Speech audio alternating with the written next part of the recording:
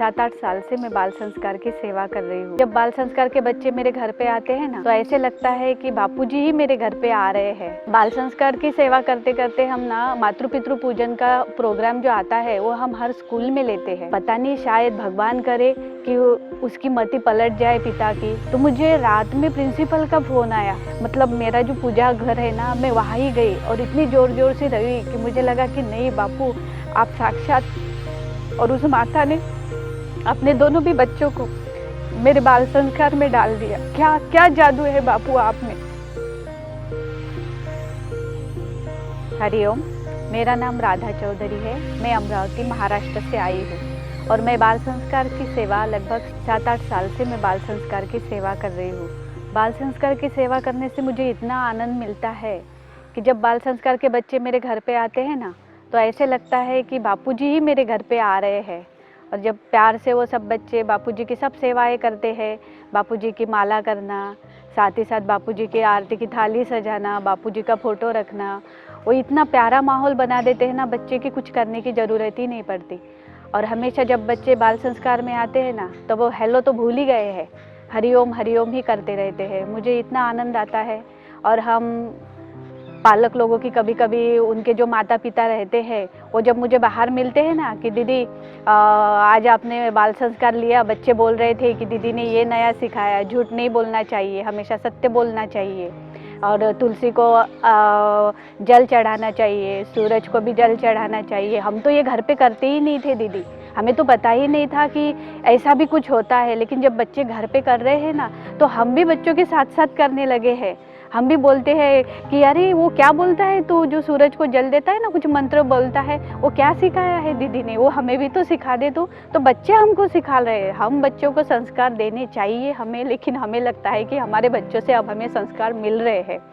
तो ये सब बातें जब मुझे पता चलती है उनके माता पिता से, मुझे इतना आनंद होता है ना, ऐसा लगता है कि मेरे बापू उनके घर पे गए हैं, अब उनका सब मंगल ही मंगल होने वाला है। और बच्चे भी आके बताते हैं, किसी के घर का माहौल तो इतना बिगड़ चुका है कि पिताजी घर पे आते हैं, माँ को गाली गलौज करते हैं, डांटते हैं, तो बच्चे इतने उदास रहते हैं ना बाल संस्कार में। जब मैं उनको पूछती हूँ तब मैं उनको बोलती हूँ कि नहीं भैया, तो ऐसा कर, ध्यान किया कर।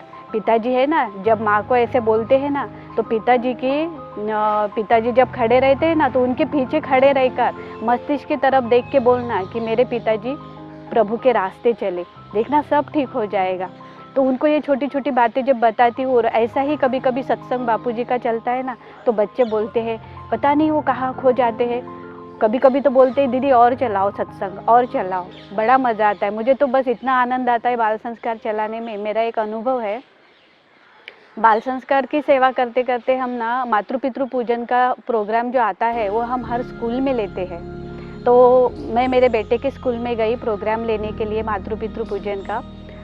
तो वहाँ पे एक कपल्स आए हुए थे, माता पिता, लेकिन वो पता है क्या, अलग अलग बैठे हुए थे। उनको एक लड़का था 3rd स्टैंडर्ड में और एक लड़की KG 2 में है। तो फिर उनका पूजन वगैरह हो गया। वो इतने भावुक हो रहे थे ना, दोनों इतने रो रहे थे। प्रिंसिपल थी उस स्कूल की, उनको शायद उन दोनों का मैटर पता होगा, क्या हो रहा है उनके साथ क्या नहीं। तो फिर पूजन वगैरह सब हो गया और फिर वो दोनों भी वो माताजी जो है उस बच्चे की माँ, वो घर पे गई और पिताजी पता नहीं शायद ऑफिस पर वगैरह गए होंगे।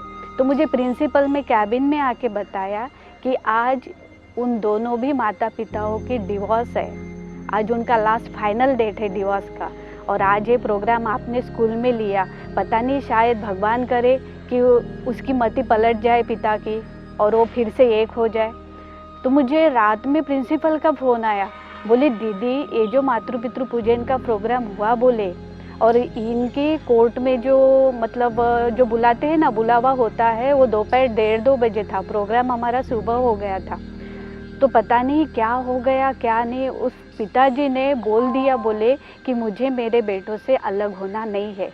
मेरे लिए जीवन में एक इतना बड़ा अनुभव है। वो प्रिंसिपल भी खुद रोई फ़ोन पर और मुझे भी इतना रोना आया। मैं तो डायरेक्ट बापू के मतलब मेरा जो पूजा घर है ना, मैं वहाँ ही गई और इतनी ज़ोर ज़ोर से रोई कि मुझे लगा कि नहीं बापू, आप साक्षात रूप में आके किसी का क्या कर देते हो। आज एक बेटे से, एक छोटी लड़की से आपने पिता को मिलवा दिया। उन दोनों का डिवोर्स होते होते रह गया। क्या क्या जादू है बापू आप में। ऐसे छोटे छोटे मुझे इतने अनुभव आते हैं। और उस माता ने अपने दोनों भी बच्चों को मेरे बाल संस्कार में डाल दिया। और वो बोलती है, दीदी पता नहीं अगर मैं इस स्कूल में बच्चों को नहीं डालती, अगर ये प्रोग्राम मुझे करने को नहीं मिलता, तो शायद आज मेरे बच्चे अनाथ हो जाते, उनको पिता का प्रेम नहीं मिलता। आज जो दोनों भी इतने प्यार से रहते हैं, मेरा लड़का भी उन्हीं के साथ रहता है, और आज दोनों भी वो बड़े प्यार से रहते हैं। हर साल मुझे प्रिंसिपल बोलती है कि मैडम कब आ रहे हो प्रोग्राम लेने के लिए। अभी 14, उनको तो लगता है कि जो 14 फरवरी है उस डेट पे ही मैं आऊँ और वहाँ पर प्रोग्राम लूँ। मुझे बहुत, वो तो मेरे लिए एक बड़ा अनुभव है वो मेरे लिए। बस मैं इतना ही चाहती हूँ कि बाल संस्कार का ये जो केंद्र है ये हर घर में खुला रहे। साधकों के घर में तो खुले ही खुले, लेकिन इसका जो अनुभव है वो और भी जगहों पर सबको मिलता रहे। और ऐसे ही दिन ब दिन बापूजी की सेवा हम करते रहे और बढ़ती रहे, यही मैं चाहती हूँ। हरि ओम।